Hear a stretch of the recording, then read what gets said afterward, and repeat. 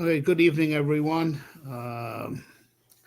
Sadly, we live in a time that the issues that we're going to discuss tonight are, where it's, you know, sadly all halacha lamasa. Um, I'd like to, well, first and foremost, I should thank our sponsor, Mr. Earl Dukes Roberts, for having the idea of sponsoring this session.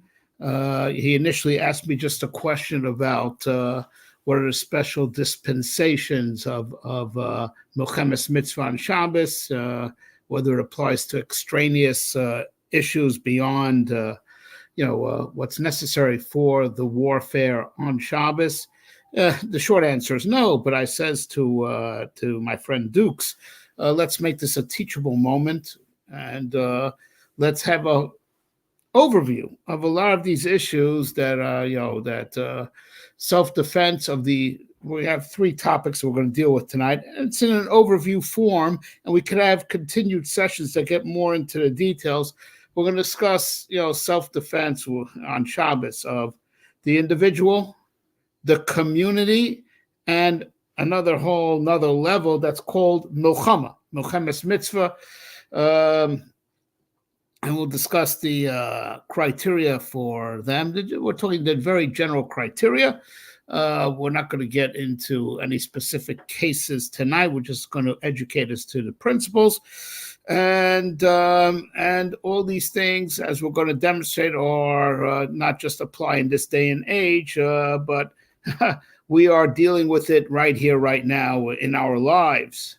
So I want to start with the with a interesting halacha of self-defense of the individual, because it is also, besides the fact people should know it, it's halacha l'maaseh in this day and age, right? It's mamash halacha l'maaseh. It's not just from when we had a Sanhedrin. It's for now. It's for now, right? But it also it helps set up a certain model that we can understand better when we start talking about communal pikuach nefesh on Shabbos.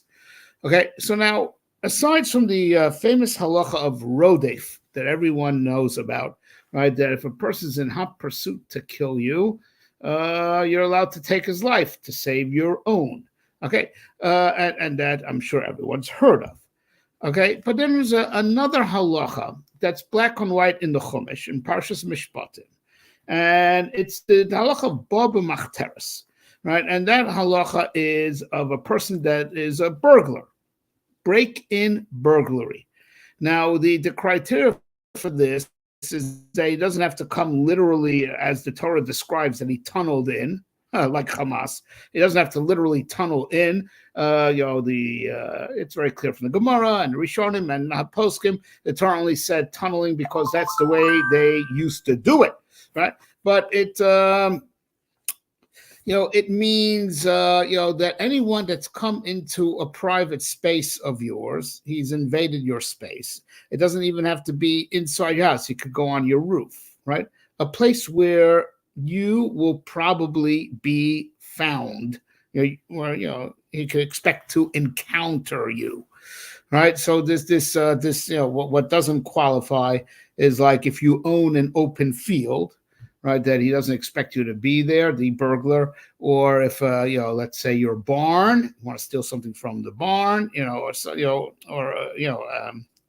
place where you store your hay, things like that, where the owner is not likely to be there. All right, but when he invades your private space, that's your house. It could even be the garden that's right off adjacent to your front door. And it's called your private space. That this is a place where the burglar would expect to encounter you. So the Torah, black and white, in Parshas Mishpatim, gave permission to take the man's life.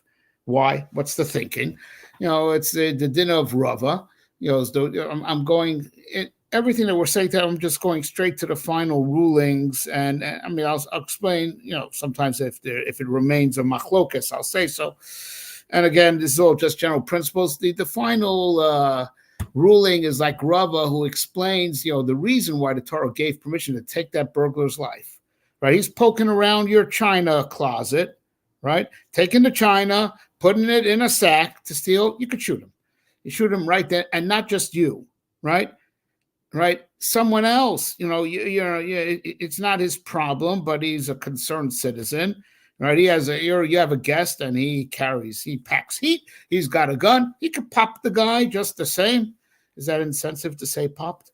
Right? He could also take the man's life. Right? He's free to do so because why? This person invaded your space where he is bound to find you. That means he's prepared to kill. He is prepared to kill, right? Because he's going to expect you to just sit by. And this is an important principle to remember when we come to halacha of communal pikuach nefesh. That's why I'm starting with Baba Machteres. That first of all, it's halacha lamasa. And halacha is that you could kill him, as long as he's poking around your house, even though he's not confronted, even though he's not in hot pursuit. You see, Rodef, the typical din of Rodef, which is a different din, it's a guy who's in hot pursuit, right? So, of course, the Torah gave you permission to save your life by taking his. Here's a guy who's not necessarily in hot pursuit. He's, trying to crack your safe. He is, opening your drawers, looking for stuff to take. Since he invaded your private space where he knows he's bound to find you, right? And he would expect you to put up resistance. So he's prepared to kill. He's prepared to kill, right? So as the Torah gave him halacha of rodef, it's a big chiddush that the Torah is machadish, right? That this person has din of rodef, even though right now all he's doing is he's not pursuing, he's poking around your, trying to find where you hide your money, So you're allowed to take his life, and if you're allowed to take it, there's no difference between whether it's a weekday or Shabbos. Same thing. If you have a visitor who, he spots the intruder and he packs heat, he could also take the guy out, even though it's not his house, right? He's coming to save you, right? It doesn't matter if he's in the house, that he might think he's in danger, or if he comes from the outside, he hears, that there's an intruder in your house, even on Shabbos, he could pop him. So now here's interesting halacha. Besides the fact that it's mutter on Shabbos, because self-defense is pikuach nefesh, but there's another halacha over here, right? This guy, while he is in your house, and again, even if he's not in active pursuit, right? He's just poking around, looking for your stuff. So let's say, you didn't do that reno that you've been meaning to do, had a bad ceiling, right? The ceiling collapses on the burglar, right? And the burglar's Jewish, and he's screaming, "Help me, help me, help me," or whether he's screaming or not screaming.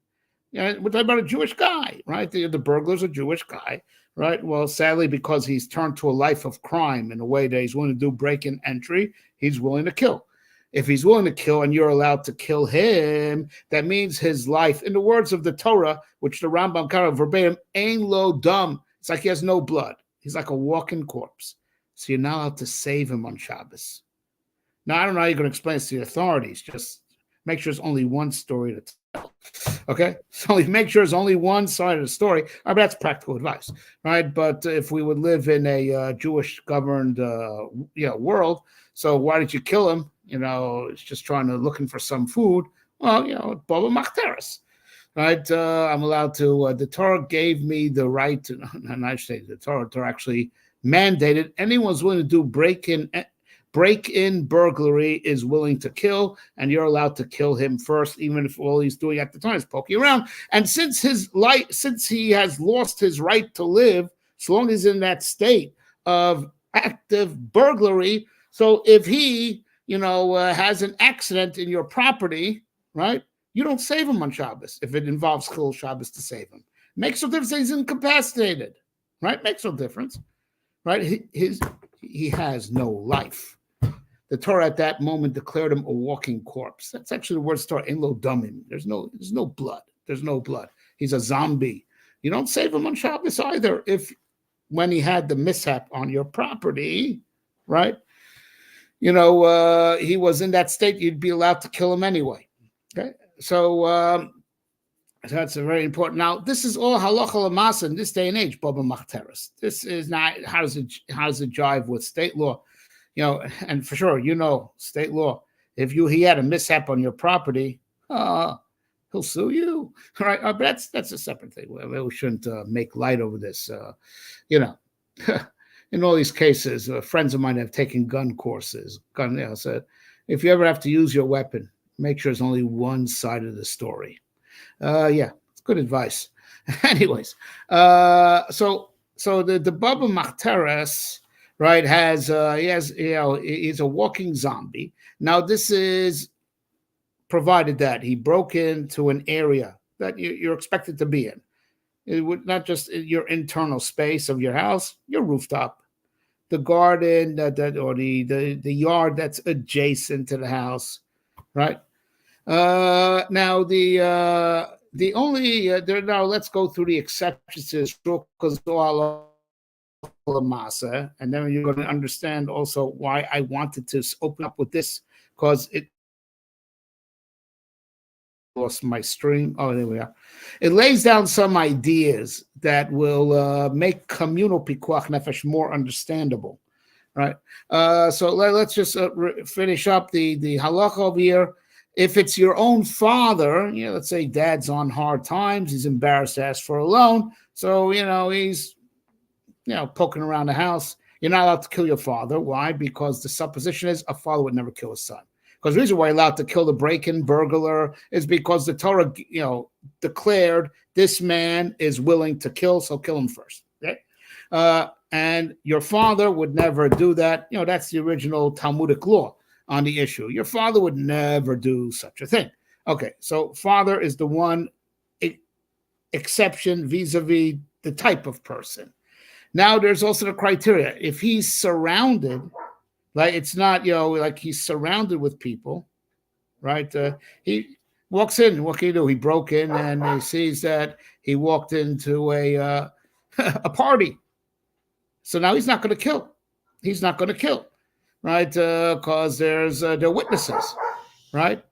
So he's going to. Another thing, you should get a watchdog. You hear that in the background? I want you to get it. You should get guns and dogs. Anyways, so now. So now because he's there's witnesses, unless of course the guy is, there's only two of you and you're afraid that he'll just kill both of you. Of course you kill him first. It all goes by the circumstances. But if he finds himself in public, he's not going to do anything.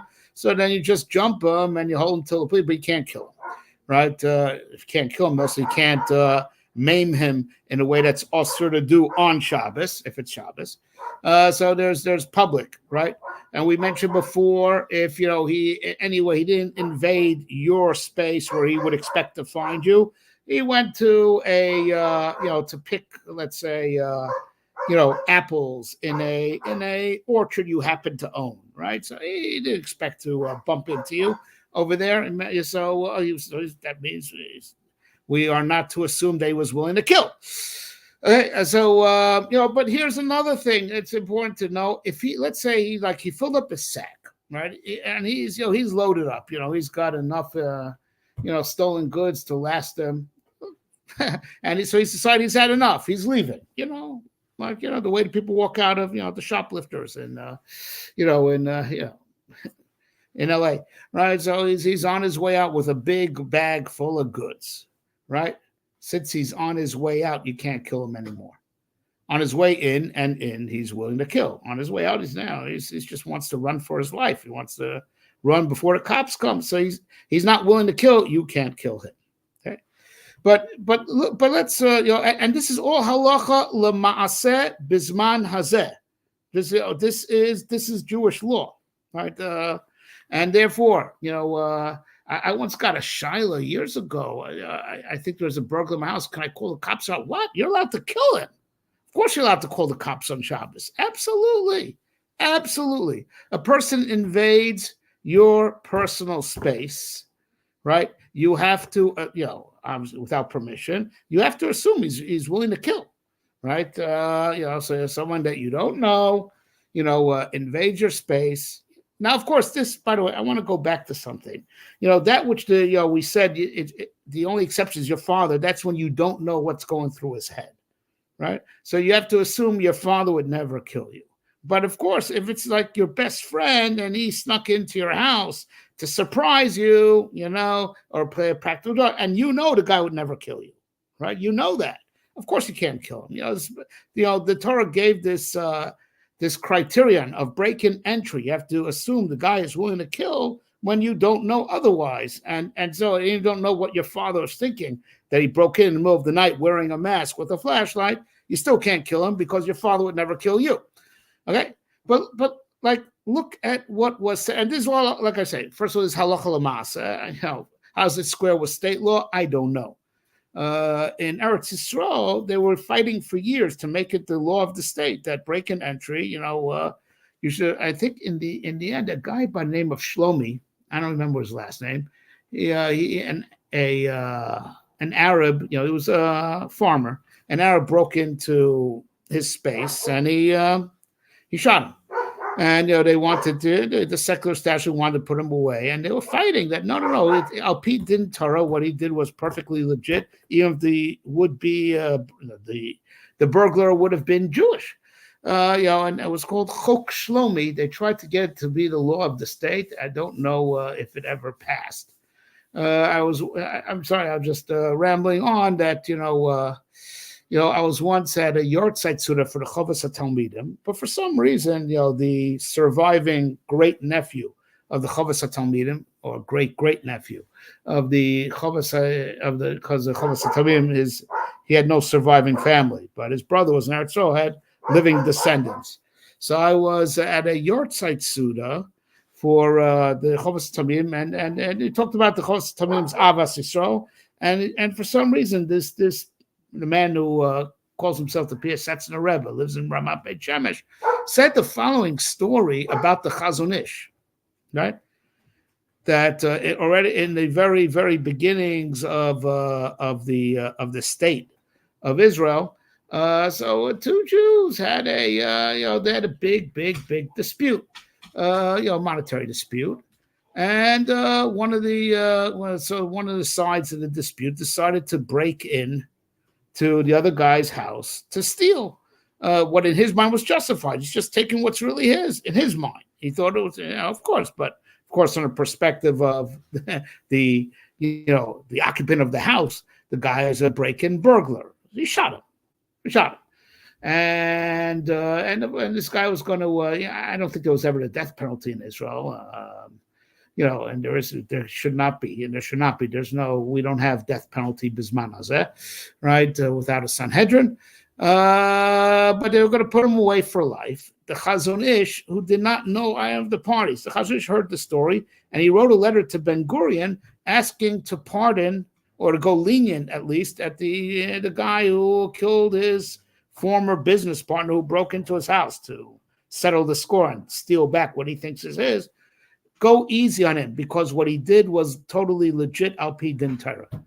The reason why the Rebbe was saying over this story about the Chazon Ish was that the Chazon Ish didn't even know the two people, at all, but he just heard the story as he wrote a letter to Ben Gurion. Listen, pardon the guy or go lenient on him, because what he did was, Richtig Al-Pi Din Torah, right? And that just shows the Avas Yisrael of the Chazon Ish. It's not like they asked the Chazon Ish's opinion; they didn't know anyone who was involved. They still wrote that letter.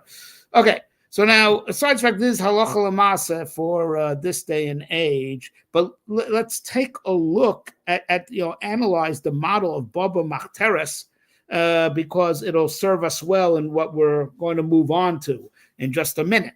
The Torah gave you the right to assume you're in danger. Like I said, the guy broke into your house, right? And the Torah gave it a din. You can view this as clear and present danger, and you could use lethal force, right? It's clear and present danger. You could use lethal force, and that guy deserves it. So much so that if he has an accident in your house, right? He has an accident in your house, right? On Shabbos, and it would involve a malacha to save his life. No, you don't save him, because the Torah gave him a din of a dead man. Okay, all right, and that's all the supposition. There's like certain circumstances that you should assume the guy was willing to kill, and therefore you are allowed to use lethal force, even though he was not in hot pursuit. There's certain circumstances that give a halacha that you should view it that your life is in danger, and you may use lethal force. So it's not just hot pursuit where it's obvious, right? So it's Baba Machteres when you break in. Now here's I'm just thinking out loud. Here's an interesting point, right? Abortion is a terrible sin, and abortion for the goyim, for the no-hides, is first degree murder, right? They get executed for that, right? And that's why, of course, we should always fight that there should be abortion bans, with, of course, the obvious exception of saving the life of the mother. So now here's the interesting thing, and I'm thinking out loud, right? That the Gemara initially learned out that you could abort a fetus to save the life of the mother from Baba Machteres. And interestingly enough, the Rambam and all the poskim, right, because he's a roidif, right? He's a roidif. The fetus is a roidif. Okay. And that's the halacha, right? And therefore, we should always be in favor of abortion bans politically, with the exception of saving the life of the mother, right? Again, we said at the beginning of this session, right, that we're not paskening halacha. We were just giving an overview of the issues. But here's an interesting thing, right? So the Gemara, derived this from the sugya of Baba Machteres. As it were, you're launching a preemptive strike against the fetus before it kills the mother. Saying that the poskim, say it's roidif, the Rambam, the Rambam, and I think everyone copies it. Fetus roidif. There is a difference whether you say roidif literally or Baba Machteres. There is a real difference, right? And it goes into what we just said. Let's say, and I had a family member that had this. The doc said, medically speaking, where the fetus is developing, it's developing in the wrong place, expanding in a way that with the growth of the fetus, it's going to do serious internal damage to the body of the mother, Hashem Yirachem, right? So here's the question. Do you have to wait till the danger starts before you do the abortion? If you learn it out from Roidif, like the Ram says, so you would say, wait till there's hot pursuit. So even though it's medically impossible that there shouldn't be a life-endangering circumstance, even though it's medically impossible, you got to wait. Rodif is only in hot pursuit. If it's derived from Baba Machteres, like the Gemara does, you don't have to wait till the mother's life is in danger if danger is inevitable based on where the fetus is or what the circumstances are. And it makes sense. The Gemara learned it out of Baba Machteres, where you're actually launching a preemptive strike. You're not going necessarily face to, you're not that's the whole chiddush. You're not face to face with a burglar trying to kill you. You're allowed to assume that he's willing to use lethal force because of certain and shoot him. And the question is, if abortion is learned out from Baba Machteres, you don't have to wait till mother's life is actually in danger. If it's inevitable, right, you should be able to abort, before the very last minute where it's absolutely necessary. But it's just something that chasam should never happen. And of course, I'm not going to paskin detailed shilas in this session. If that, God forbid, it ever happens, you ask your local rabbi, that you really rely on, you really believe in, and you believe is really capable of answering these types of questions. Okay, so now with this, I want to go into, we're not even in war yet. There is such a thing as communal pikuach nefesh. That's a step below war, as we're going to explain. Communal pikuach nefesh, which sounds like war, but it's not. Because even when war, the term milchama doesn't apply, and we'll explain, right? Even when the term milchama doesn't apply, these things are still in full effect, right? And this is also halacha l'maaseh in this day and age, and this is black on white in the Shulchan Aruch in Hilchos Shabbos, Siman Shin Chav Tes, right? So we're talking about the halachas of saving on Shabbos, saving someone on Shabbos. So then there's an interesting thing. Okay, we're talking about now when we're talking about communities, right? Aside from individuals, saving individuals in distress, which of course you're allowed to, you're chayiv to do, right? But here's the thing: we are talking about, there's a Jewish community. There's a Jewish community, right? Goyim come to make trouble, right? Or let's say they come, right? So now let's say like this. Now, of course, if they are going to come, they're coming armed, locked and loaded, right? Ready to, it's clear they're coming to kill. You don't have to wait till you're being shot at to shoot back, right? The halacha is that if goyim are coming to a Jewish community with weapons, you go out, even though it's Shabbos, there's no eruv, you take your gun, you go out, and the community goes out to fight, right? Now, and this has nothing to do with war, right? And it has a chumrah to it also, because if for reasons that we're not going to get into right now, right? If certain people are exempt from joining the army, right? Right, exempt from joining the army or exempt from going out to war, right? Yeah, they don't join the army that will fight, will go out to fight, or fights there somewhere else, go to off somewhere else. This is called clear and present danger, right? And just like you'd be obligated to help the individual who's in distress, you have to also pitch in with your community. Right, sis? The Tzitz Eliezer at the time of the founding of the state, and I got a lot of, I should have said at the beginning of our session that no one should think I have encyclopedic knowledge or anything like that. I had a lot of help because the poskim that lived at the time when the state of Israel was established thought of all these things as we set up Tzahal. So the Tzitz Eliezer, wrote Hilchos Medina, and Rav Zevin wrote a lot about warfare in halacha in a collection of essays called L'Or HaHalacha, and I was greatly aided by these books in preparation for this session.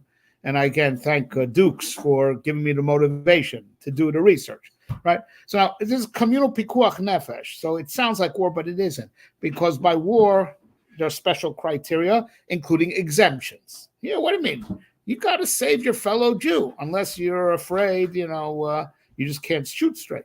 So even if you're a yeshiva bacher that has a legit exemption from army service, and how that works in halacha, it's because we're like Shevet Levi, right? So it makes a difference. You hear, goyim are coming onto a Jewish community, right? Ready and loaded. Right? You go out. You don't have to wait to be here till you're shot at. You go out, you fight right there. It's kind of like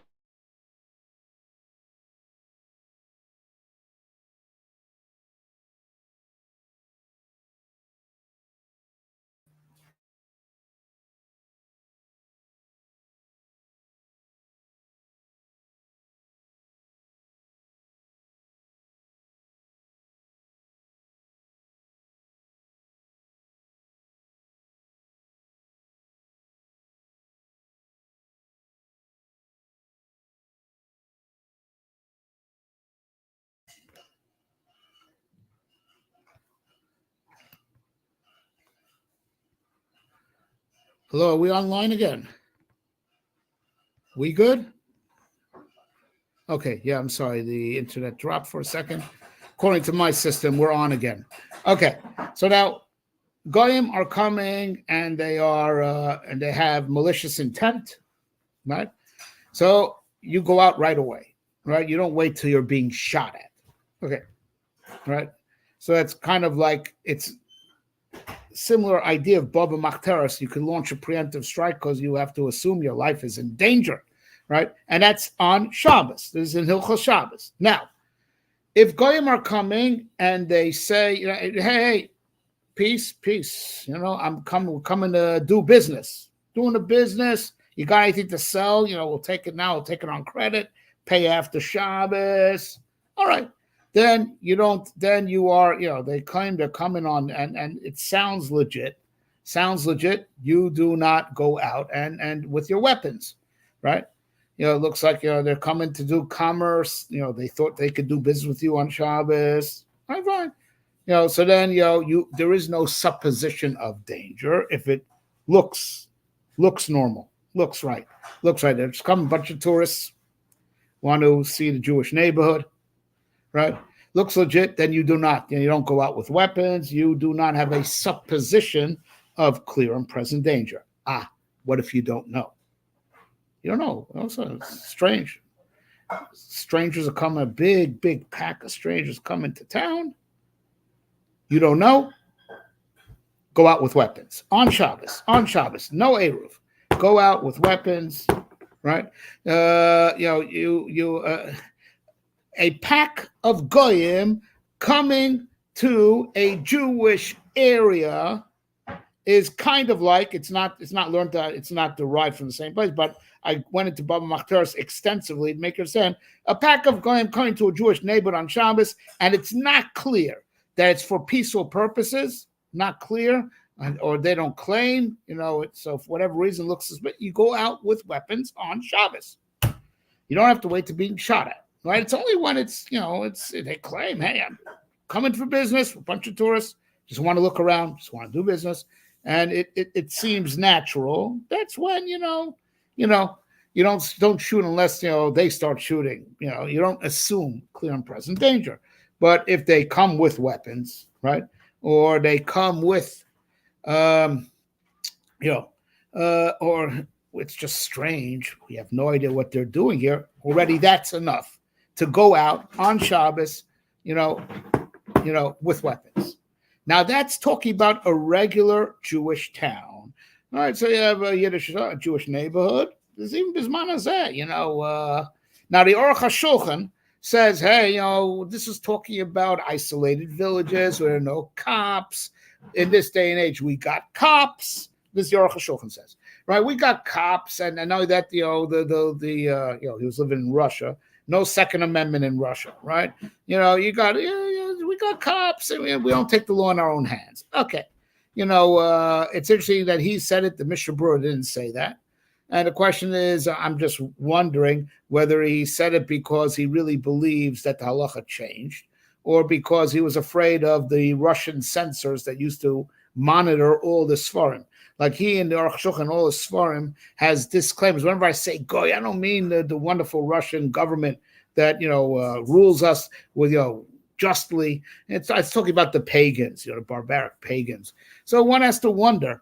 But here's the thing, this was written in Russia, the Aruch HaShulchan, right? That says that this is not Bisman Hazeh, where you are in a big town where there are cops, right? This would only be if you're in an isolated shtetl where there are no cops, or there's like one policeman for the whole neighborhood, for the whole Yiddish shtet, one drunken policeman. Okay, but with big cities where there are cops, there's Dina de Malchus Dina, right, which we're going to come to in a second, right?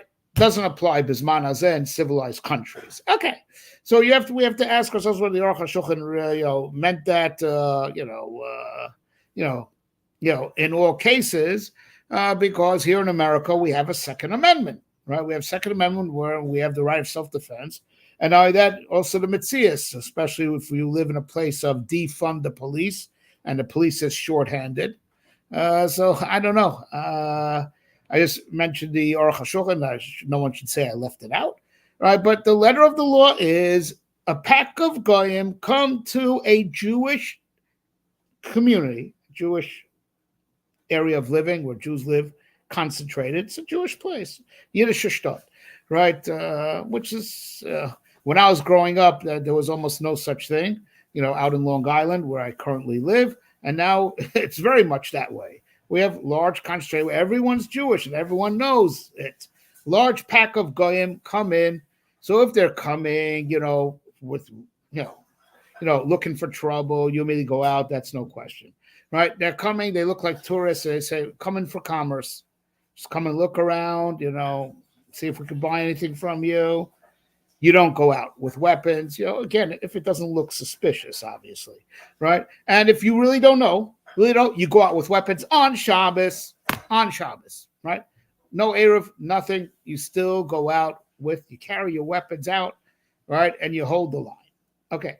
So now this difference, the halacha goes on to state this difference that, you got to see, is there any reason to suspect that they're coming, to make a pogrom? Any reason to suspect that? It's been a lack of any credible doubt, reasonable doubt, right? So you don't do this. You assume that they came peacefully. That's talking, right? Right. If this community is not a border community, and the Gemara stresses, right, there's not a special halacha in Eretz Yisrael, like let's say those kibbutzim that were right by Gaza, right? That of course they see any Arabs come over the fence, they come out with weapons, right away because it's our land. It's not about protecting the holy land, the special halacha of the border. See how important borders are, right? It's not just halacha in Eretz Yisrael. The Gemara already says Bavel also has this din, and the Mishnah Berurah, as it's brought here, the Mishnah Berurah, stresses it's anywhere where there's a stretch of Jewish settlement, right? That is identified. This is where the Jews live, right? So now, if people, a mob of goyim come to the bordering town, that past that town is where the goyim live, right? And from this town inwards is where the Jewish settlement starts, and the Jews live. I'm just going to say arbitrarily, let's say the 878. Let's just say, I'm not saying I know the Jews on the other side of 878, also just as a mushal, because we know from 878 it is all Jewish, right? From the 878 all the way from Lawrence, all the way back, all the way to Hewlett, right? Yidden, Baruch Shem, right? So says, this is from the Gemara already, on a sapar, the border. The border has a special halacha, right? The border, because it's the first line of defense, right? Goyim, even they come and say, here for business. They're wearing, Hawaiian shirts, Bermuda shorts, just looking around, hey, unless it's so ridiculously obvious. But they come, they say they just come in here to look around, do business. You go out with weapons on Shabbos, even though it doesn't look that way. They claim they're here for peaceful purposes. That's a special halacha in the border, right? Because it's the first line of defense. Because if the border falls, God forbid, the community falls, right? So Chazal gave a special halacha to the border, that the border settlement, does not let goyim come on Shabbos, even if they say it's kash v'teven. Just come in, and we need some hay. We're looking for some straw, some hay for our animals. I got a mattress I got to fill. You got yotzei b'kleis on that. You go out immediately on Shabbos, and this is halacha bizman hazeh, even in chutz la'aretz, under the criteria that I laid out. If there's a clear Jewish neighborhood, right, it's a stretch of Jewish neighborhoods. Again, just take an example, the 5 towns, right? So let's say the community that's right by, for just as an example, I don't mean it literally, okay? I don't mean this literally. Let's say the 878, the Yidden that live on the 878, and a pack of goyim come on Shabbos, out with weapons immediately. If they claim it's all peaceful, right? That's a special stringency of being on the border.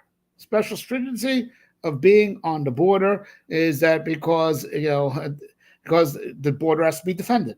Now, even though it's not a physical border, it's just it's the the ones that are on the right there on the outskirts.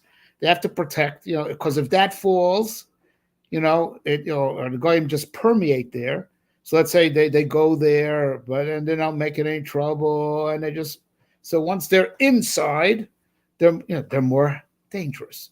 You have to secure the border, even on Shabbos.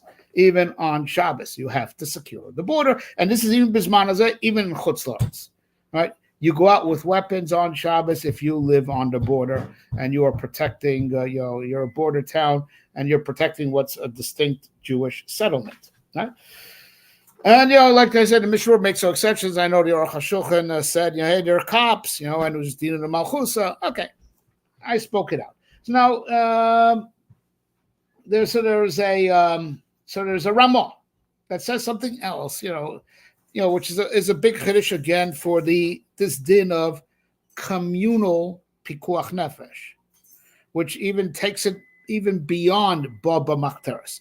You can understand the parallels of Baba Machteres, the border for sure, right? Assume danger. Assume danger. It's kind of parallel. The guy breaks into your house, assume danger, right? Assume pikuach nefesh, and even on Shabbos, right? Or even in the case of goyim coming with weapons to any Jewish town, even a non-border town, or we don't know what they're thinking, any Jewish town, go all over this guy, even though in all the cases they're not actively shooting at you, right? You assume pikuach nefesh and you go out. You greet them with weapons, even if there's no eruv. Okay. But says the Ramah says an interesting halacha, right? That the afilu ba'adai el rotzim lavo, an amazing thing, right? And this is not even milchama. This is just the din of communal pikuach nefesh. They haven't come yet. You have intel. You have intel, right? Reliable intel. Goyim are on their way. You have reliable intel. Goyim are on their way. That's it. That's all you need to know. Sound the alarm, grab your weapons, even on Shabbos. Grab the weapons. Obviously you don't do any unnecessary malacha, but you get ready right away. You get ready right away, even though they haven't even come to the border yet. So there's a machlokas poskim whether this halacha of even intel is enough to, all right, sound the alarm and grab the weapon even on Shabbos and be in ready mode, whatever it is to be ready, right? Obviously not doing anything unnecessary, just to be ready, right? So there's a machlokas whether this din of intel is a special halacha for the border town that the Ramah meant it, because he said right after the halacha of border town, or even, from, let's say, a inland Jewish settlement. It's not on the border. We say by inland, they should assume people coming, and they say, people coming for lethal, right? Coming to do harm, right? So you go out with weapons. We say even if they just get intel that people are coming to do harm, or they get intel, like we said, that people are coming and we don't know why. It's suspicious, right? Is the din of even intel is good enough, right? You don't even have to see them. You don't even have to see the whites of their eyes, as they say. This din of intel is a dafka for part of the stringency of a border town, a border community, that's the first line of defense of all the Jewish inhabitants, that there are a whole bunch of Jewish communities behind them, right? Is that so even because there's a halach of the stringency of how we have to secure the border, right? Or is it even, intel, if you're a regular inland, deeper inland community, and you get intel, going to come in, it looks suspicious, or going to come in to make trouble. That just on the intel alone, you can, you could already get locked and loaded and ready, right?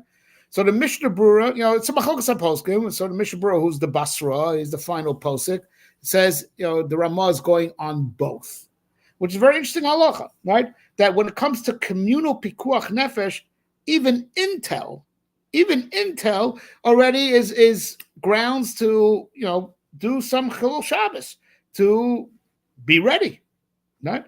Intel alone. And we don't find this halacha, to the best of my knowledge, by a yachid, by the individual. Like if you hear a guy is intending to break into your house, right? Bob Machteres, which is, Rodef for sure. Rodef has to be in hot pursuit, right? But even Bob Machteres, right? That, let's say you hear he's planning, he's been talking, he gets drunk at night in the bar, and when he gets drunk, he's talking about how he's going to rob your house. He's coming to rob your house, right?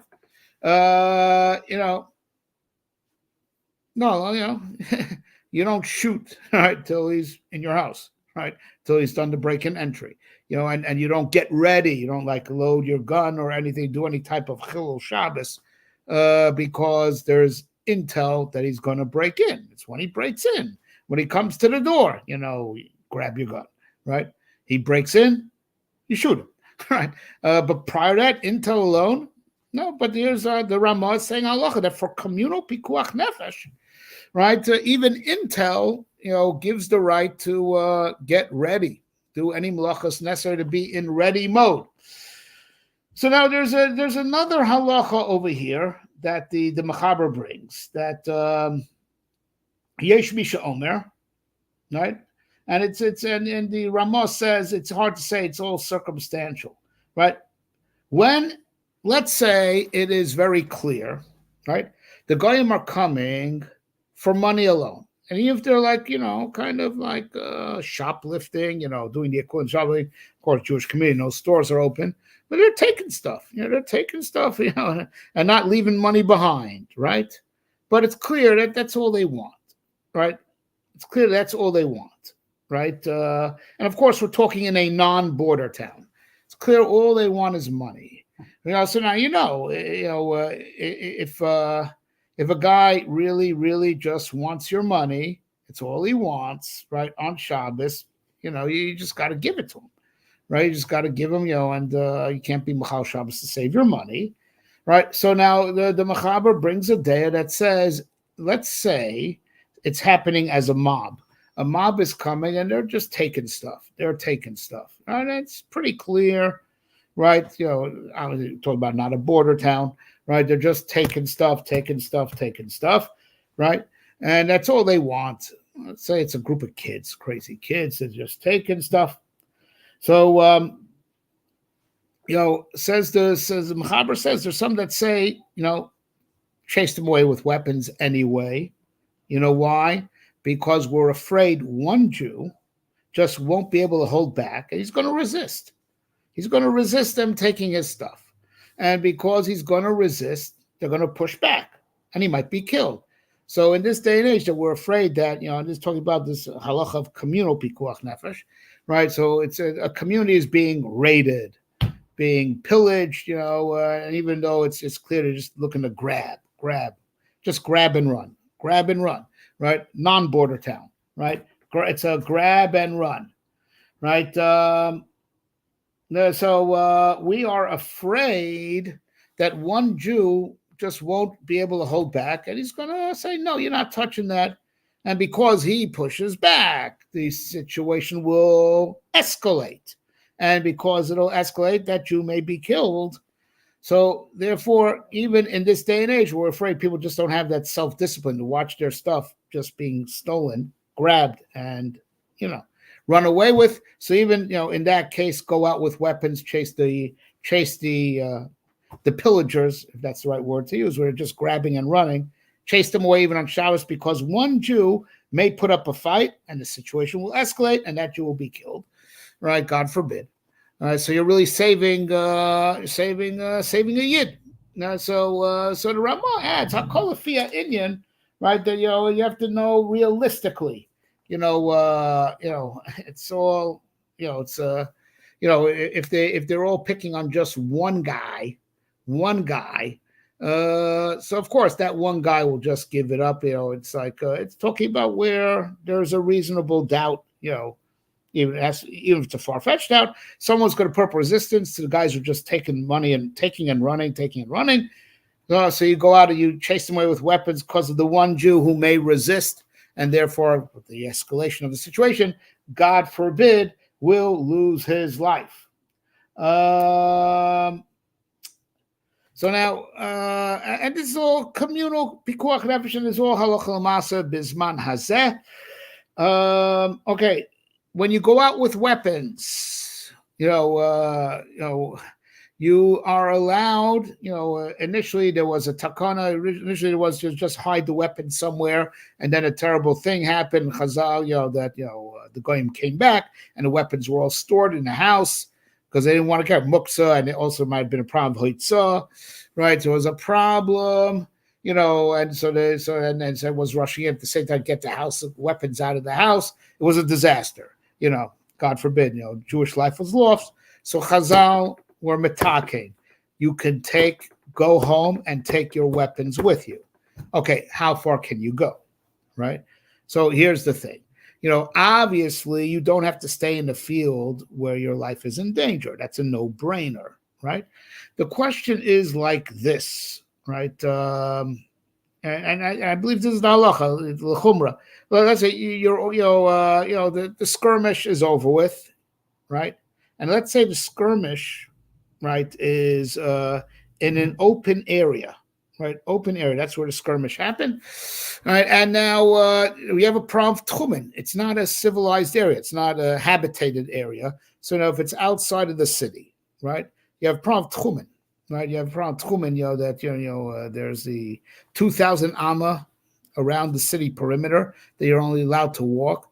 If you're outside of the tchum, right, so, and you're not in danger, can you really walk with your weapon all the way home? Well, not if you're not in danger. If you're not in danger, you only have, I'll just say the bottom line, you're kind of where you had to go, l'dvar mitzvah, to save the community, protect the community. You have 2,000 amas to walk, and that's it. If you're still outside of tchum, like if your 2,000 amas doesn't get within the 2,000 amas of the city, that's where you should stay till Shabbos goes out. They'll give you 2,000 amas to walk back, right? But otherwise, short of a prom of tchumen, you could take your weapons mamish home, right? Chazal, because of Chazal, would make some type of takana. You would discourage you going out to defend on Shabbos. Okay? Now, there's one more interesting halacha in the Mishnah Brura. I saw the Mishnah Brura bring. He brings it from earlier Rishonim. So, let's say it's not a Jewish problem, but you're active, you're drafted, by a, some type of neighborhood patrol. You're a cop. Let's just say you're a cop. That's the easiest way to describe it. I guess you're a cop, for whatever, but he's not talking about necessarily even if you're not enlisted, right, with the police.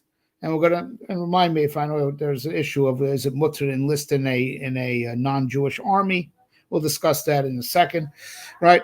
But let's say there's a mob. There's a mob, and it's not even a Jewish town per se. You live there amongst Goyim, you're Jews, and they're Goyim. It's not a Jewish town per se. These halachas that we said about protecting the community is when it's a Jewish settlement, right? And it's clear that there's a sense of invasion. Right, as we've outlined. Right, so now either you're a cop or it makes no difference. People know that you're trained in the marshals, whatever. And so the local community, ruled by Goyim, wants you to come out and help defend the community on Shabbos. Right, and it's not a Jewish problem per se. Right, it's they want you to help make law and order. You go. The Mishpur says you go, and you know why? It's pikuach nefesh. Because otherwise, God forbid, you might ask why it's good. It's not a Jewish problem per se, it's not. Still, the authorities will take note that the Jews are not faithful citizens that don't pitch in when they're supposed to, right? And it becomes dangerous to live there because the locals will turn on the Jews as being unfaithful citizens. That's what it says, Mishnah Brura, if I understood him correctly in Shin Chav Tes. It says that, I'll read it inside just to make sure I'm not making a mistake over here. There's a big chiddush, but he brings it from earlier Rishonim.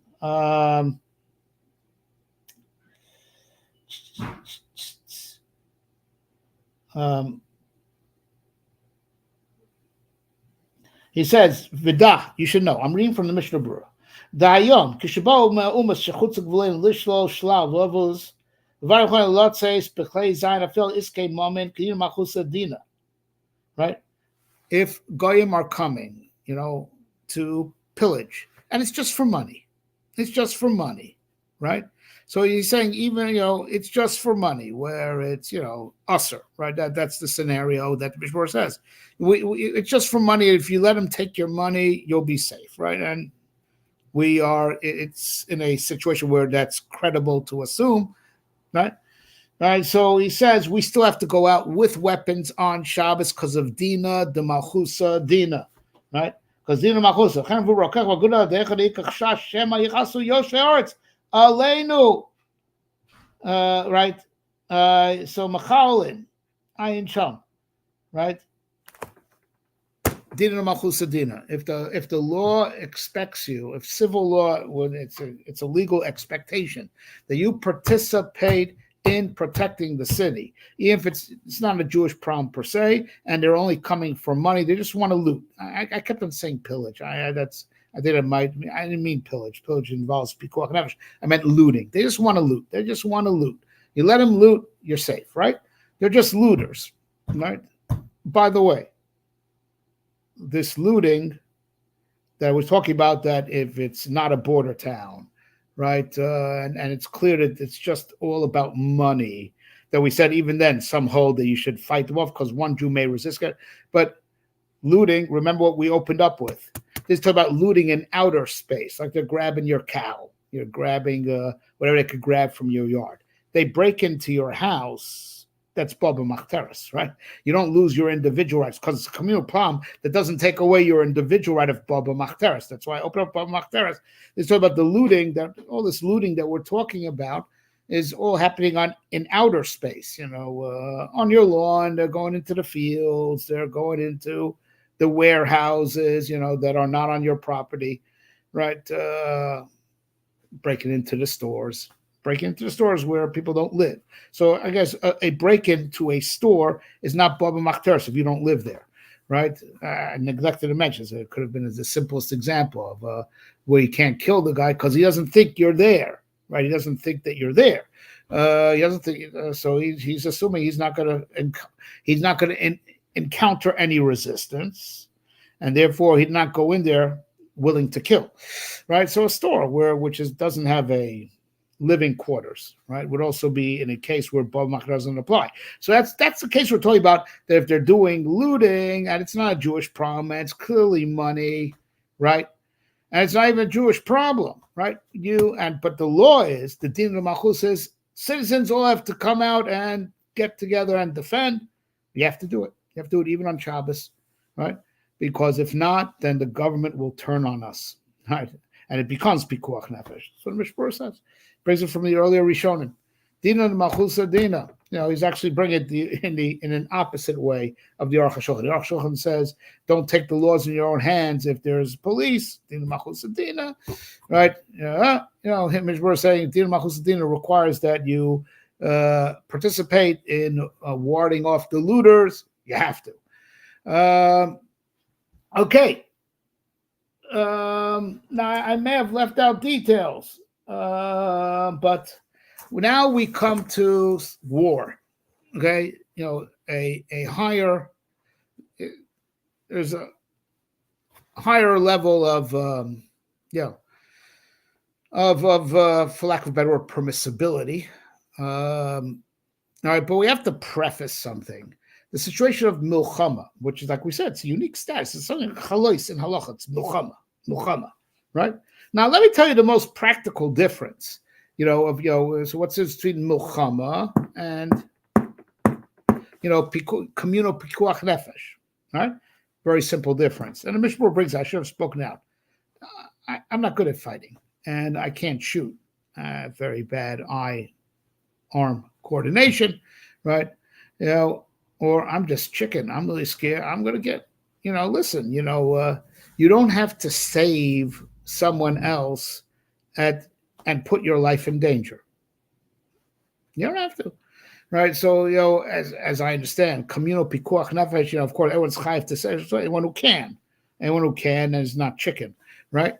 Really legit scared for his life. I should make chicken. I don't mean to, shouldn't make light of the situation. A person is legitimately scared for his own safety, just like he doesn't have to save the individual. As I understand it, in communal pikuach nefesh, it's the same. Even though the Mishpur stresses it by saving an individual, right? He is being accosted by goyim. All right, I could try to save him, but I'll probably get, God forbid, I was like, surrounded by big goyim, and I'm not, I don't have to put my life on the line to save him. My suffix sakana trumps his vaday sakana. But that's by conventional pikuach nefesh. War, that's the whole point of war. The din milchama, right? The din milchama takes off this privilege that, wait a minute, any soldier could say, I shouldn't have to serve. I might get killed. If every soldier says it, you won't have an army. Now, there's certain halachas of people that, legit legit, are exempt from military service. We're not going into all the halachas tonight of, but that they're legit exempt from military service just because they're petrified, because they can't function, right? But every soldier, let's say a soldier, he's not petrified, but he's a halachic man. He thinks halachically. Wait a minute. The halacha is my personal suffix pikuach nefesh trumps the vadai pikuach nefesh of the guy I'm going to save, right? But the individual has the right to say that, right? If soldiers say that, there's no army, right? There's no war, right? So one thing for sure, one halacha that immediately, changes when it's a matzav of milchama, right, is that, you have to put yourself in a situation of suffix pikuach nefesh, right? You might get killed, right? God forbid, right? Now, we're not talking about it, like I said, there's halachas of the people who are exempt. It includes the people that are just petrified, right? And we're not getting into all the detail. This is, like I said, this is not, this is an overview of the issues, right? So one of amazing different when there's a din milchama, the soul, because with that you understand if there will be a din that my suffix pikuach nefesh is better than the vadai pikuach nefesh of the people I'm coming to save or liberate or whatever or protect, then you won't have an army, right? You won't have an army. You won't have a war. So war automatically suspends that halacha, right? Which, by the way, and that's the reason, the poskim, there were tshuvas written about Jews volunteering to serve in non-Jewish armies. Is it even mutter? You might get killed. There's opportunities, and it was a machlokas poskim. Can a Jew, of course, a lot of, when these tshuvas were written, in a lot of cases was just academic, because because there were drafts. In Russia there was a draft, and in a lot of countries, and Jews served, because they had to. And the Chafetz Chaim wrote a famous book, Machane Yisrael, the halacha, the Jewish guidebook for the Jewish soldier in the army. Wonderful sefer. I am sure the soldiers of Tzahal, the original Rabbanim that wrote up their halachas used the Machane Yisrael extensively. The Chafetz Chaim, wrote the laws for the Jewish soldiers serving in the army, right? But now, so to go there voluntarily, right? To go to, is it mutter? Can you, a person, volunteer for military service? And then there is, and they say, you put yourself in sakana. All right, it's not vadai, so what's that to put yourself in suffix sakana, right? And they talk about it as have a din of like mamash committing suicide, is it mutter or not? And actually, the word heterim said, I don't remember, but I'm just making you aware of the issues. Tonight's session is a overview of issues. All right, but milchama in a legit Jewish army, right? So one of the ideas that your suffix pikuach nefesh doesn't apply. This is a war. That's what war is about. So, and it seems to me, but please, God should help us. We should never know from these things, but you could ask your local authority. I don't believe that, by the communal pikuach nefesh. So we spoke about the guy who's scared. The guy's right, so I'm not participating because I might get hurt. Totally legit. In war, not, unless, of course, there's different halacha of the guy who's petrified and can't function. And we're not, Okay, so now there's two types of war, generally speaking, that we have, right? There's Mochemes Mitzvah and Mochemes Rishus, right? So I'm only going to talk about what I definitely know. Like I say, this is just an overview, and there's even probably some general principles that we're not going to get to tonight, right? But what are examples of Milchemes Rishus, right? So the prime example is territorial expansion. Listen, we already have. I'm just saying what everyone would agree to, right? There's, might be issues that, are a machlokes. Let's just talk about very general issues that we could be safe, most, if not all, shitas would hold that way. All right, Milchemes Rishus, territorial expansion, right? Like David HaMelech did a lot of those. He conquered Syria, and that's why Syria is not Eretz Yisrael. It's only midrabanan, not midoraisa. It was a kibush yachid, and he did it for territorial expansion. And now, the truth is, if he would have first conquered all of Eretz Yisrael and then done that military expansion, it would have been Eretz Yisrael mamish. Promise you're supposed to do your mandatory milchemes mitzvah first before you do milchemes rishus. But for economical reasons, or for grandeur, that's mutter also. So he declared war, and promised that that kibush, that conquering, didn't give a din of Eretz Yisrael. But if you would do a territorial expansion war after you already conquered all of Eretz Yisrael, that territory conquered will become Eretz Yisrael, right? But you have to conquer the stuff that you're mandated to conquer first, right? Which is a milchemes mitzvah, right? The conquest of the land of Israel, right? And we're going to get back to that in a second, whether that applies bisman hazeh, right? So milchemes rishus is for territorial expansion, grandeur. You want to conquer them so you get their tax money, right?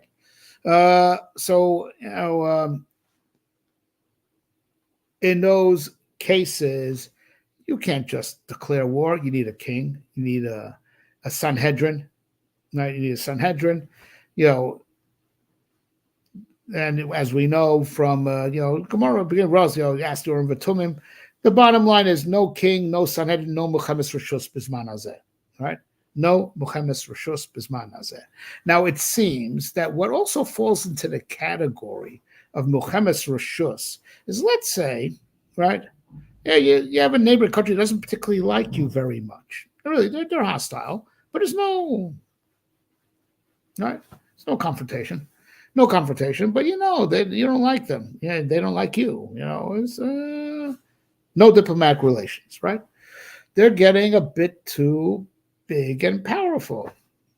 I don't like that, because maybe one day they will decide to attack.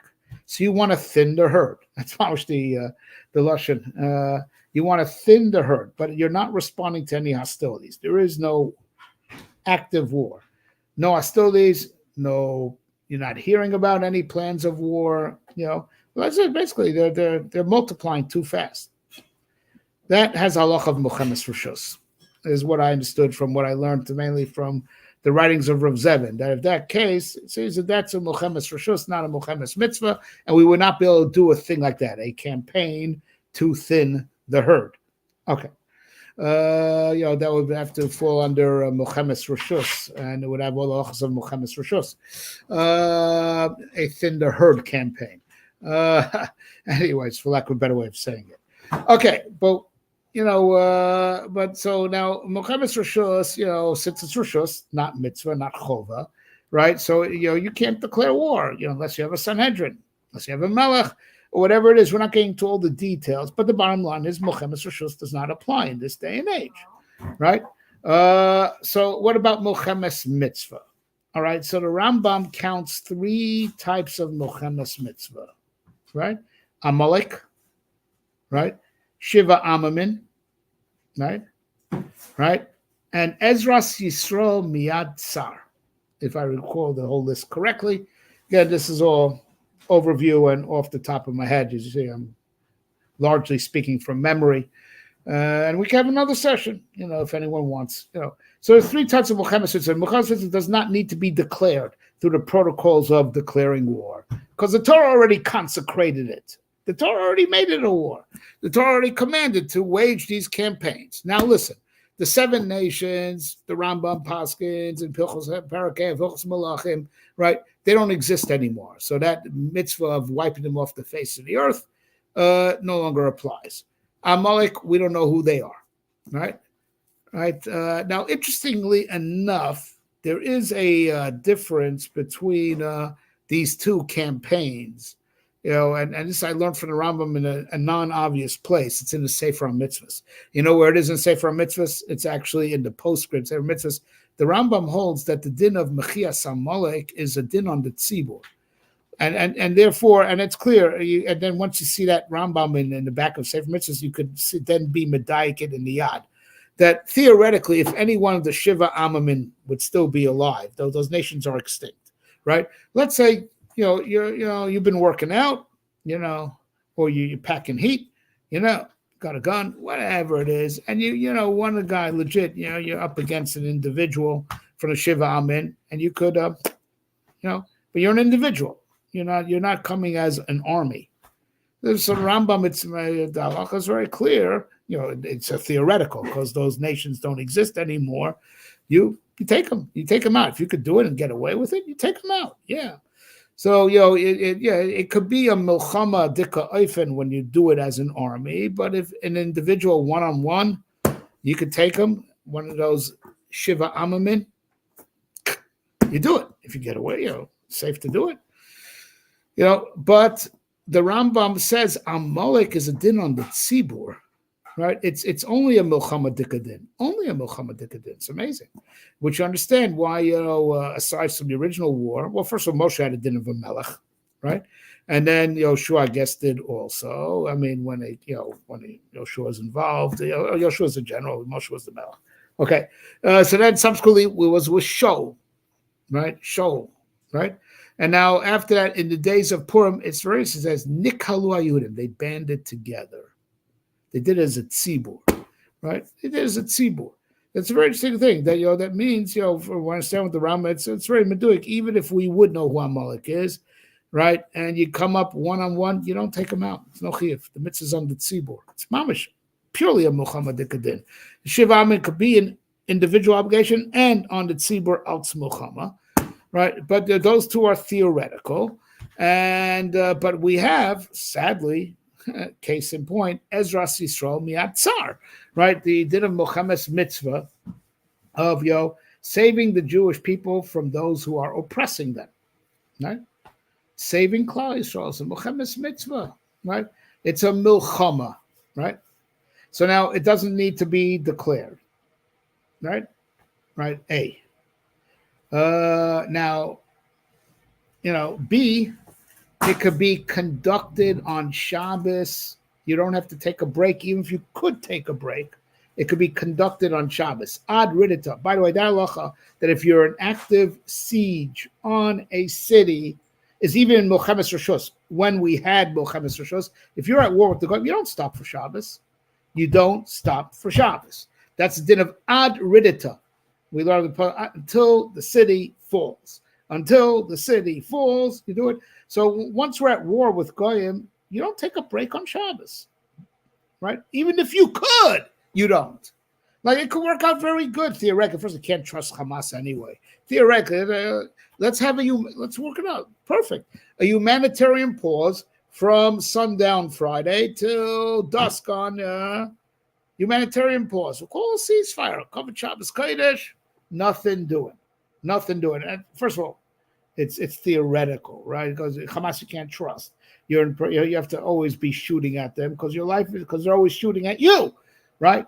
But in theoretical, let's say it would be up against an honorable country, and we could agree on a ceasefire for Shabbos. You don't. No. You keep on fighting on Shabbos, and everything that you're allowed to do anything, that's necessary for the siege on Shabbos, but only for the siege. And so it wasn't matir any extra thing. That's how the shayla came up. Dukes asked me, about a case where a chayalim made kiddush, and some other chayalim who were very touched by it, who weren't religious, not religious yet, videoed it. They videoed it. It's nice. They sent it out. It went viral. Making kiddush on Shabbos on the battlefield, which if you could do, you should do, right? If you could, you should. So they went viz. So was that mutter because we do Muhammad's mitzvah even Shabbos? True, it's not even Muhammad's mitzvah, even Muhammad's rishus. When Muhammad's rishus legit applies, right? And you don't call it off for Shabbos. Ad ridita. Right? If you're in siege on a city, like they're in siege on Gaza City, you do it until the city falls. Right? Ad ridita. Right? And then the Gemara brings Chazal, Yericho fell on Shabbos. That was the day Yericho fell. Right? They did the war on Shabbos, sure. Right? But that's anything that's necessary for the war effort on that day. And if you could make a ceasefire for Shabbos, you don't. Ad ridita. Right? Now, here's the thing on conducting war on Shabbos. So let's say, the campaign is, not on Jewish land. So like in this case, they pushed into Gaza, right? Because of course, if you're actively protecting Jews, there's no, it's active pikuach nefesh. But let's say we're going theoretical, go to war with Iran, right? So the battlefield is nowhere near, so it's not about because it's about protecting Jews. Of course, you fight on Shabbos, and and if the war starts on Shabbos, protecting Jews. We're talking about declaring a campaign on an enemy that lives, far away, right? So now there's halacha that you don't start the siege on Shabbos. You begin the war 3 days before Shabbos. Kind of like the same halacha that if you go on a boat, don't go on a boat on Erev Shabbos. Have at least 3 days to get used to it, right? Get used to it so then it's not a shock to the system on Shabbos Kodesh, right? You got to get into it 3 days, right? 3 days ahead of time. 3 days ahead of time. So that's the halacha definitely by Milchemes Rishus, right? So if we're gonna launch a campaign against Iran, right? Don't launch it on Friday. You got to launch it anytime from Wednesday onwards, right? And there's a talk in the post game, halachic time, like from after Tzesa Kochavim Tuesday night. Can I begin in the middle of Wednesday, where it's not 3 whole days? Okay, we're not getting to the details, right? But there's halacha of 3 days, start the war. If again, this talk about you have the option, because we're launching a campaign on somewhere else, right? Because it's necessary to save the Jewish people, right? So, like taking down Iran would be a beautiful example, right? We got to launch a campaign as Zomiatzar, as a din of Muhammad. We're therefore allowed to do it even on Shabbos, but you have to. There's halacha that you should not do it within 3 days of Shabbos. And according to the Rambam, that's both ways, even Milchemes Mitzvah. But there are Rishonim that do hold that that's only by Milchemes Rishus. Milchemes Mitzvah start on Erev Shabbos, start at candle lighting, right? But that's a Machlokas Rishonim. The Rambam, by the way, doesn't hold that way. The Rambam holds that, if you're waging a campaign in a faraway place, well, I keep on saying faraway place just to stress, because, of course, if Jews are in danger on Friday, so of course you go to war to save them. You don't say, well, it hasn't been 3 days yet, I can't start on Shabbos. No, that's not. I'm talking about when you have the luxury to plan a campaign, for lack of a word, luxury, right? Is there halacha even by Milchemes Mitzvah to not start, you have to give it be at war for at least 3 days before Shabbos. According to Rambam, it's even on Milchemes Mitzvah when you have that option. The Roshon it's only by Milchemes Rishus. Milchemes Mitzvah, you could start even on Friday. Like I said, the Rambam doesn't paskin that way. Okay. So now, another, now some of the perks of being at war, right, by a Milchemes Mitzvah, right? I do believe it's only Milchemes Mitzvah. I do believe, but I can't, but let's assume it's Milchemes Mitzvah only, but, maybe it might be by Milchemes Rishus also. Again, this is all just an overview, right? There are certain perks, for lack of a better word. Of course, aside from getting into all the laws of warfare, that we have to leave them an escape route, and we have to, how many opportunities you give them for peace, et cetera, et cetera. We're not talking about that right now. What we want to talk about is, what we got to do. I'm just looking at the Rambam here to jog my memory. And we're also not going to talk about how many of them we have to kill, right? Okay, so first of all, some perks, which it seems that it's be it by Milchemes Mitzvah, be it by Milchemes Rishus. There's 4 standing exemptions that you have when you're at war, and this sounds like even if it's in Milchemes Rishus, 4 standing exemptions, during time of war, right? So, Ochlim Demai. So first, if it's if it's Jewish vegetation, right? Jewish fruits they took with them from the land of Israel, fruits, vegetables that are generally chayiv in meiser, truma and meiser, and it's we by demai we say it's rov amearetz masrid. It's probably meiser, but not for sure. So generally the halacha is you chayiv to take lechumra. Even though it's bisman hazeh, trumas and meiser is only midrabanan, it's still chayiv to take off again.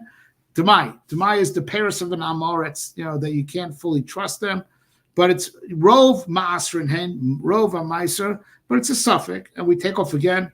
You can eat demai. You can eat demai when you're in your army camp. This halacha is up to even it doesn't have to be an active battle. You're in your machane. You're in your army camp. You're potter from the tilas yadayim before the meal, right? You don't have to wash for bread.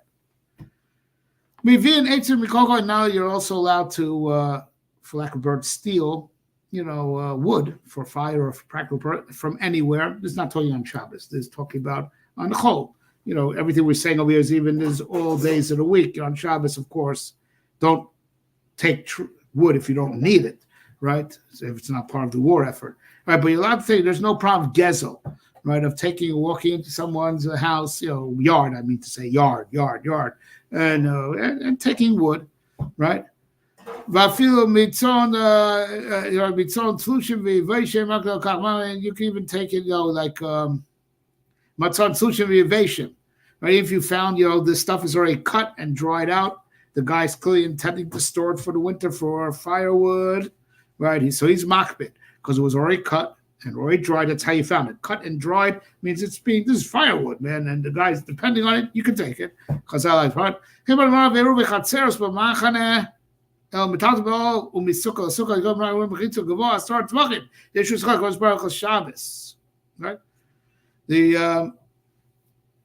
Right. So then also you don't have to make a eruv with chalas. There's two components to the eruv. There's the regular midoraisa part that you have to put up walls or lechi and card and make it, encircled, right? But that's not enough, right? That you need that for the biblical level, right? To make something a Rosh Hashanah. And there's also you have to take a communal meal that could be the equivalent of 2 seudos, right? And you make the bracha on the matzahs, and we do this. We renew it every Erev Pesach, right? That part you don't have to do. You do have to have the walls because that's biblical to make the army camp Rosh Hashanah, but you don't need to do the matzahs and make the bracha of al mitzvahs eruv.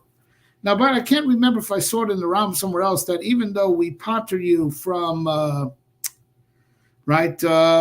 even though we pater you from,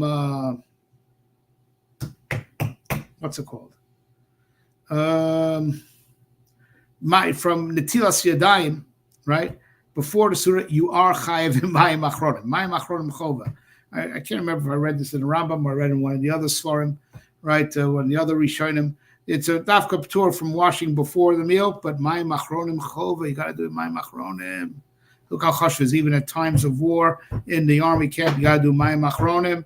Again, and presumably the reason is because mayim achronim is sakana, right? Because you have the tuma or the melach stomis. It's bad for you. So it's a safety, it's a safety precaution. Right? I just want to get to the, okay. Right. So now here's some privileges. That's a bit of a, aside from the allowed to, you keep the war going. But it seems that, when you are at war with the goyim, so there's a big machlokas Rambam and Ramban on this, right? We'll speak out both shitas, right? You go to war, right? And you break into their camp, and there's treif there. There's treif. Pork, right? And there's all types of goodies, shellfish, whatever it is. Right?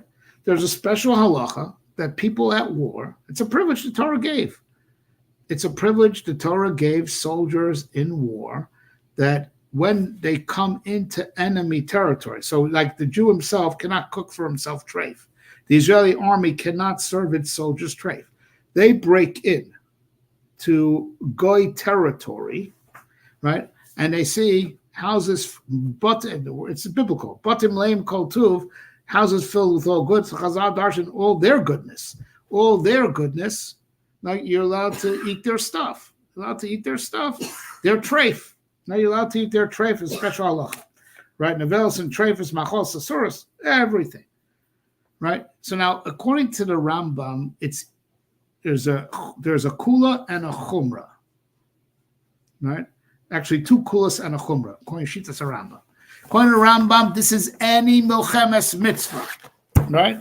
So, case in point, our boys, they break into Gaza, and there's some really good shawarma, and good falafel, like only the Arabs know how to make, right? Good stuff, right? Right. So, it is mutter to eat in this milchama, as a yatzah, right? Mutter to eat, right? That's a kula. Now, let's say they had yayin nesach. Now, they don't really have nesach. I don't think they pour sacraments to any avodah zarah. But the Ram says they can eat it even in the water. Ezra Sisrael miatzar, they can eat it there, right? Any war. And they can even drink yayin nesach. Now, yayin nesach is asra no. It's the Torah prohibited having any hana from avodah zarah. It's considered to be even worse than having hana from isuri hana. Yayin nesach.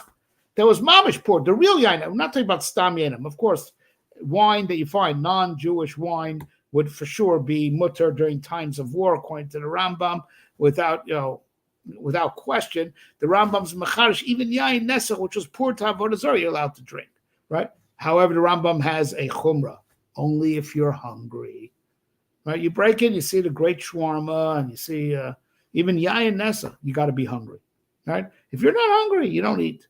Now, of course, we're not dying of hunger, because dying of hunger, of course, you could eat anything except the avodah zarah wine if it in any way appears that you're acknowledging the avodah zarah through it, right? Right?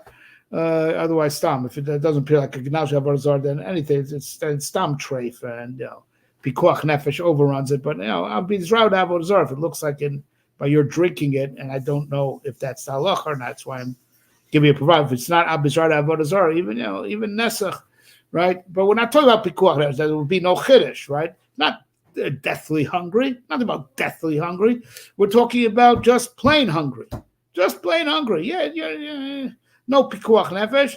It's a privilege for soldiers. Soldiers are allowed. The Jewish soldiers that have conquered enemy territory are allowed to eat the treif that they find there if they are hungry, says the Rambam. So it's in any milchemes mitzvah. It sounds like even any milchama, right? And they can, and even yayin nesach, right? But you got to be hungry. The Ramban argues, right? And I have to admit, I have to thank Rav Zevin, and is a very comprehensive. Has a few essays on all the halachas of war, and I learned this. I can't claim I saw any of these Rambans inside, but there's Rav Zevin. We can trust him if he says that he collated and he, from looking around, he says the Ramban, first of all, says that those psukim from which Batim Leim Kotu is talking about the conquest of Eretz Yisrael, and he argues on the Rambam. It's not a regular Muhammadika privilege that soldiers have, that if they break into the enemy territory, they can eat whatever treif they find because it's war. No, it's only by the war of the conquest of biblical Eretz Yisrael. It's especially you have to take those psukim in context. So he would argue now if Gaza is not biblical Eretz Yisrael, which I think it is not, but I don't know for sure, right? But I don't think it is, But let's assuming it is not, which I don't think it is. Right, so we're not taking it as a territorial conquest. It's purely Ezra Somi Tsar, right? It's purely the reason why we're doing this, right? So, according to Ramban, they're not allowed to eat the treif there.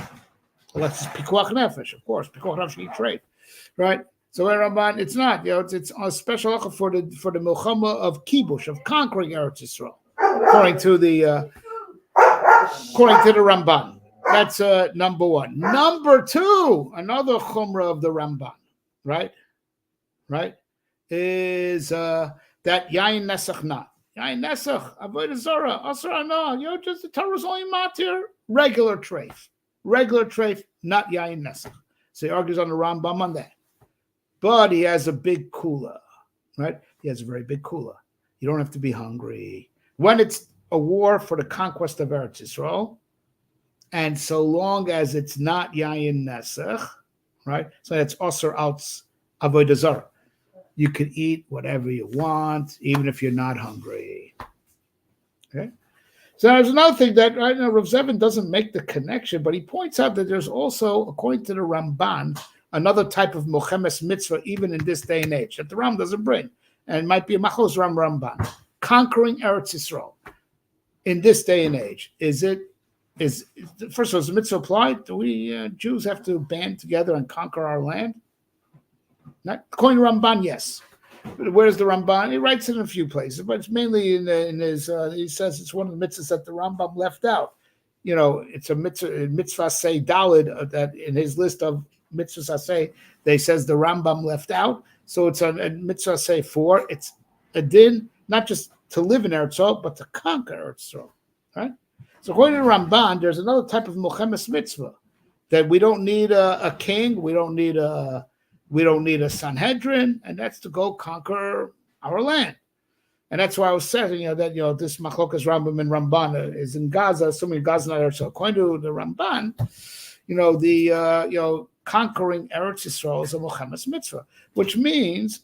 So 1 second, according to the Ramban, and if we combine this Ramban with the other Ramban, right? So if we are, doing a campaign to conquer Eretz Yisrael, and we could combine the two reasons. Imagine this, where it won't be a machlokas whether we're allowed to go to war or not, right? It won't be a machlokas.